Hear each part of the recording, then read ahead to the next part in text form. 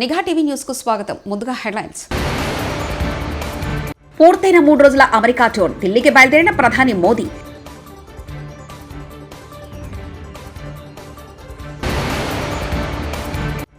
సనాతన ధర్మంపై ఇష్టం వచ్చినట్లు మాట్లాడితే ఊరుకునేది లేదు పవన్ కళ్యాణ్.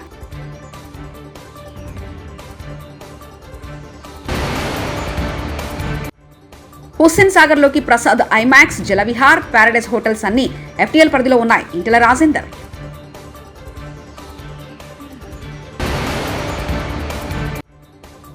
హైడ్రా వల్ల రోడ్డు మీద పడ్డారు పేదలు. ఎవరైతే ఉన్నారో వారందరికీ వెంటనే డబుల్ బెడ్రూమ్ ఇల్లులు ఇవ్వాలి కేటీఆర్. 2 మంత్రి పదవులు ఇస్తే బీఆర్ఎస్ ఖాళీ అవుతుంది. మేం గేట్లు ఓపెన్ చేస్తే మొత్తం పడి వస్తారు మైనంపల్లి హనుమంతరావు. అక్టోబర్ 16న కోర్టులో హాజరు కావాలని సీఎం రేవంత్ రెడ్డికి నాంపల్లి కోర్టు ఆదేశం. తన 3 రోజుల అమెరికా పర్యటనను విజయవంతంగా ముగించుకుని ప్రధాని నరేంద్ర మోదీ మంగళవారం న్యూయార్క్ నుంచి ఢిల్లీకి బయలుదేరారు. 3 రోజుల పర్యటన సందర్భంగా న్యూయార్క్లోని ఐక్యరాజ్య సమితిలో quad leader summit on the future లో మోదీ పాల్గొన్నారు. దీంతో పాటు ఆయన తన పర్యటనలో కొన్ని ముఖ్యమైన ద్వైపాక్షిక సమావేశాలు కూడా హాజరయ్యారు.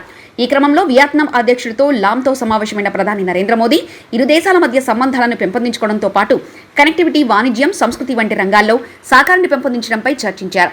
అక్టోబర్ 16న కోర్టులో హాజరు కావాలని సీఎం రేవంత్ రెడ్డికి నాంపల్లి కోర్టు ఆదేశాలు జారీ చేసింది. నాంపల్లి కోర్టులో ఓటుకు నోటు ఈడీ కేసు విచారణ.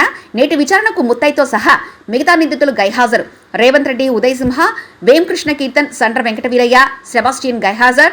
నిందితుల గైహాజరుపై అసహనం వ్యక్తం చేసిన నాంపల్లి కోర్టు నేటి విచారణకు మినహాయింపు ఇవ్వాలని నిందితుల అభ్యర్థనను అంగీకరించి కోర్టు అక్టోబర్ 16న విచారణకు హాజరు కావాలని రేవంత్ రెడ్డితో సహా నిందితులందరికీ కోర్టు ఆదేశాలు జారీ చేసింది. 2 మంత్రి పదవులు ఇస్తే బీఆర్ఎస్ ఖాళీ అవుతుంది. మేం గేట్లు ఓపెన్ చేస్తే మొత్తం పడి వస్తారు. ఆ పార్టీలో కేటీఆర్, హరీష్ రావు తప్ప ఎవరు ఉండరు. కేసీఆర్ గుండె పగిలి చేస్తే ఆ బద్నాం మా మీద పడుతుంది. కాంగ్రెస్ నాయకుడు మైనంపల్లి హనుమంతరావు. ఇలా ఆపేసాం మేము, అటువంటి చేయలే. గేట్లు ఓపెన్ చేస్తే మొత్తం పడొస్తారు. ఇట్లా 2 మంత్రులు ఇస్తే మొత్తం ఖాళీ అవుతుంది. ఆల్రెడీ ఒకరు మాట్లాడిర్రు, మాకు 2 మంత్రులు ఇన్రి మొత్తం 26 మందిని తీసుకొని వస్తామన్నారు. రేపటి నుంచి ఓన్లీ హరీష్ రావు, కేటీఆర్ బావమర్దులను చూసుకుందాం. మళ్ళీ వాళ్ళ ఆయన గుండెవల్లి దర్శనం అనుకో, అది బదలా మనకే వస్తుంది. మళ్ళా సింపతితో గెలుద్దాం అనుకుంటారు కొడుకులు. హరీష్ రావును కలిసి తమగోడు వెళ్లబోసుకున్న త్రిబులార్ బాధితులు.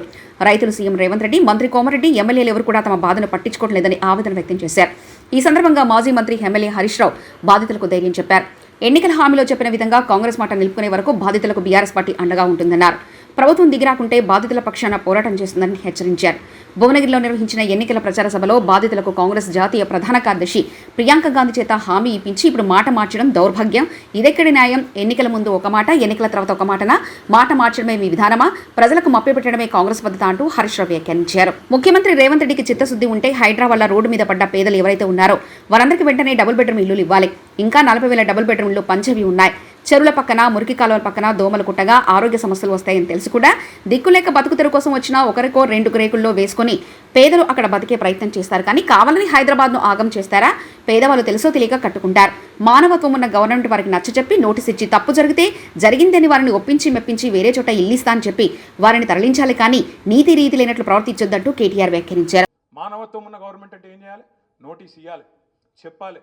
తప్పు జరిగింది, గతంలో జరిగిండొచ్చు, మా వాళ్ళకు మీరు నల్ల బిల్లు కడుతుండొచ్చు, కరెంటు కనెక్షన్ ఉండొచ్చు, ప్రాపర్టీ ట్యాక్స్ గర్పట్టి కడుతుండొచ్చు. కానీ తప్పు ఉన్నది కాబట్టి నీకు వేరే ఇల్లు ఇస్తా అని చెప్పి వేరే ఇంటికి తరలించి ఆడికెళ్ళి వాళ్ళని ఒప్పించి మెప్పించి తీయాలి. నువ్వేం చేస్తున్నావు? నీకేమైనా నీతి రీతి ఉన్నదా?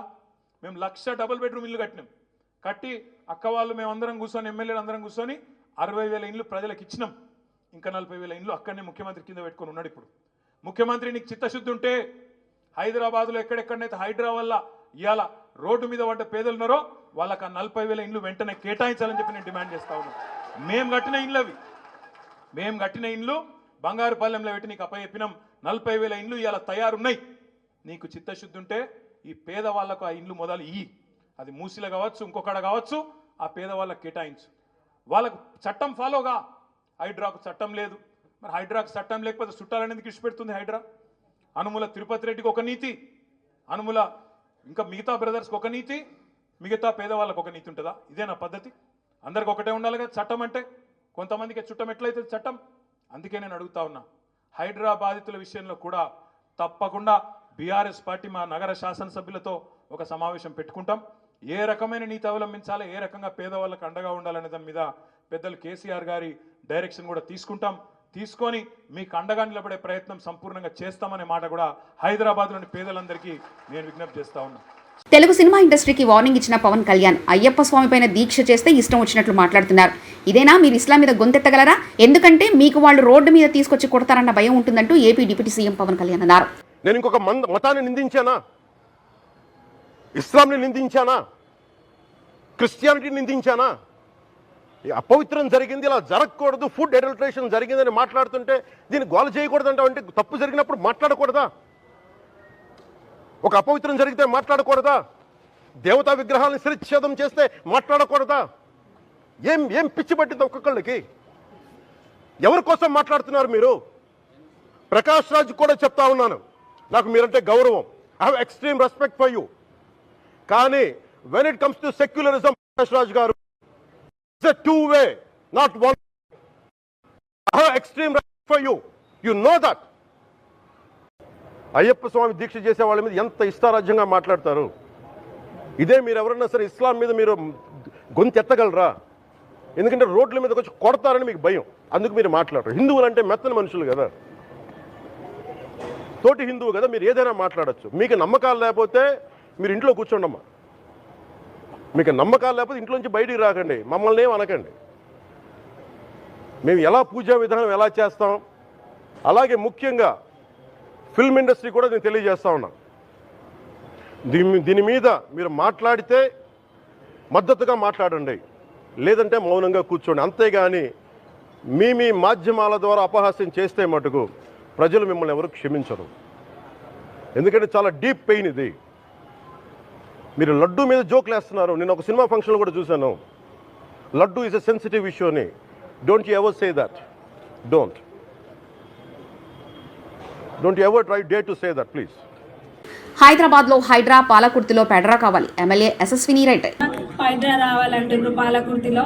తప్పకుండా ఎక్కడెక్కడ ఎవరెవరు ఏమేమి భూ కబ్జాలు చేసిండ్రో, ఇంకా ఎక్కడ ల్యాండ్ అక్రమంగా తీసుకున్నారో అన్నీ కూడా బయటకు వెళ్తాయి. హైడ్రా మరి మన వేరే ఎమ్మెల్యే గారు కూడా హైడ్రా కావాలన్నారు. అదేవిధంగా శంషాబాద్ ఎయిర్పోర్ట్ నుంచి తిరుపతి వెళ్లాల్సిన ఎయిర్ ఇండియా విమానంలో టెక్నికల్ సమస్య. ఉదయం 6:30 హైదరాబాద్ నుండి తిరుపతి బయలుదేరిన ఫ్లైట్ విమానంలో సాంకేతిక సమస్యను గుర్తించిన పైలట్ టేకాఫ్ అయి వెళ్తున్న విమాన మార్గమధ్యంలో ఒంటిమిట్ట వరకు వెళ్లి తిరిగి శంషాబాద్ ఎయిర్పోర్ట్లో అత్యవసరంగా ల్యాండింగ్. 2 గంటల నుంచి ఇప్పటివరకు తమరు పట్టించుకున్న నాదుడే లేదంటూ ఎయిర్పోర్ట్లో ప్రయాణికులు ఆందోళన వ్యక్తం చేశారు.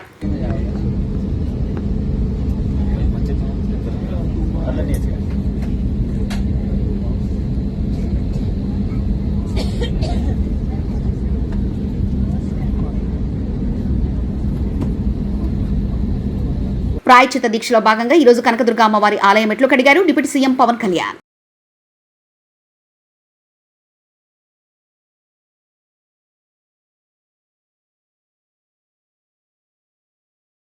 ప్రధానికి రాసిన లేఖలో జగన్ రెడ్డి పచ్చి అబద్ధాలు. Containing ghee that reaches the temple should be accompanied by a certification as to the purity of the ghee and quality of the product from agencies that are accredited by the NABL. Further, at the temple, 3 samples are obtained from every tanker and the same are tested, and only after the 3 samples passes the test would the ghee be allowed to be put to use. అంటే అతను ఏం justification చేస్తున్నా అంటే మొత్తం టెస్ట్లన్నీ అయిపోయినాయని. అక్కడ adulteration test చేయలేదు. Adulteration test లేకుండా adulteration test ఎట్లా చేస్తారండి మీరు? అందులో మీరు చూస్తే అక్కడ చేసేది ట్యాంకర్ ద్వారా వచ్చినప్పుడు ఆవు నెయ్యితో పాటు తేమ, బీట్రో రిఫ్రాక్టోమీటర్ రీడింగ్, కొవ్వు ఆమ్లం, ఆర్ఎం విలువ, పౌడైన్ పరీక్ష, మినరల్ ఆయిల్ కోసం పరీక్ష, అదనపు రంగు కలిపారా, melting point, rancidity, milk fat, Polenske వంటి ప్రాథమిక అంశాలు మాత్రం చేస్తారు. అడల్ట్రేషన్ చేయాలంటే NABL అక్రిడేషన్ ఉండాలి. ఆ ల్యాబ్కి వెళ్ళాలి.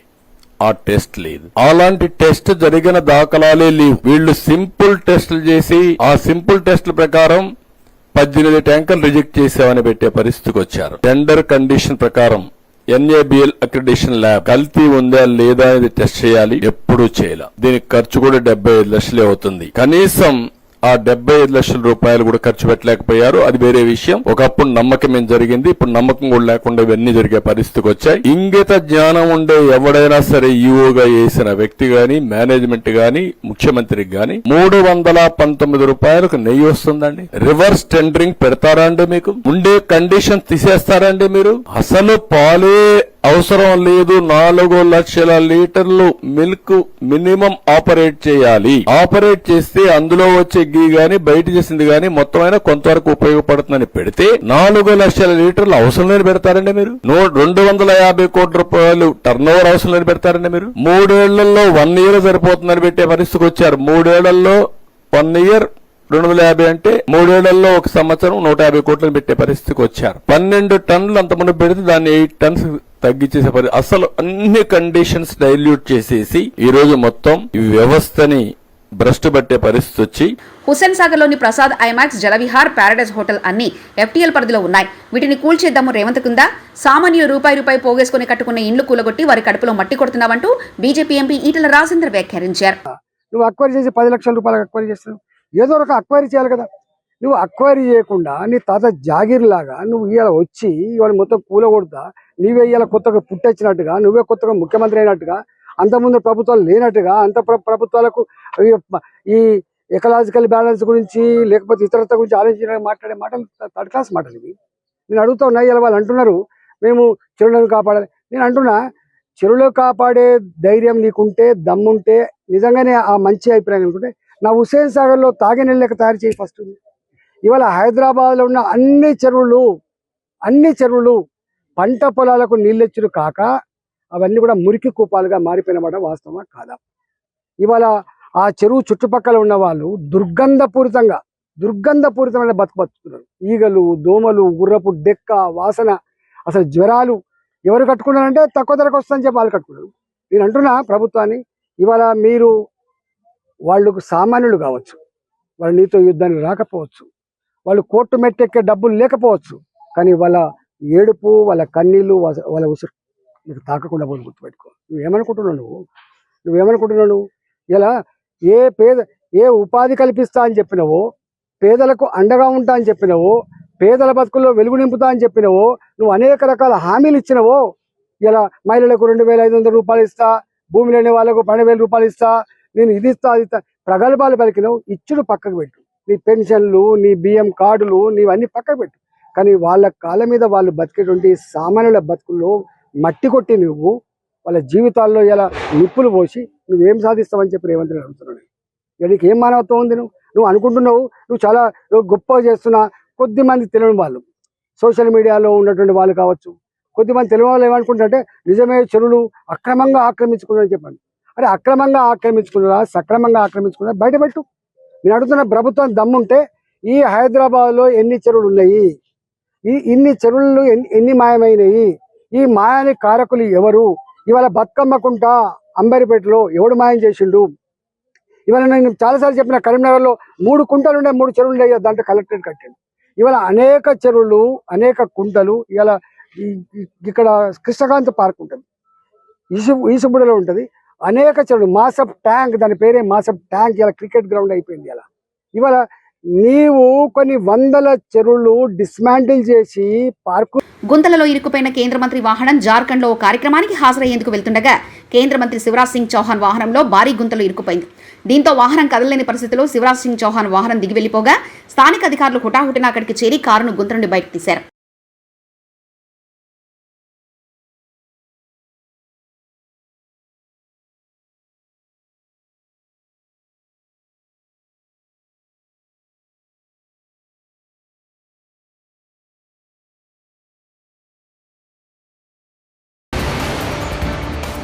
పూర్తయిన 3 రోజుల అమెరికా టూర్, ఢిల్లీకి బయలుదేరిన ప్రధాని మోదీ.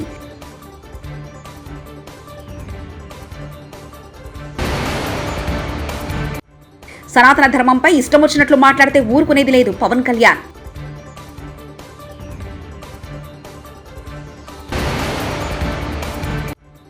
హుస్సేన్ సాగర్ లోకి Prasad IMAX, Jalavihar, Paradise hotels అన్ని ఎఫ్టీఎల్ పరిధిలో ఉన్నాయి. ఈటెల రాజేందర్.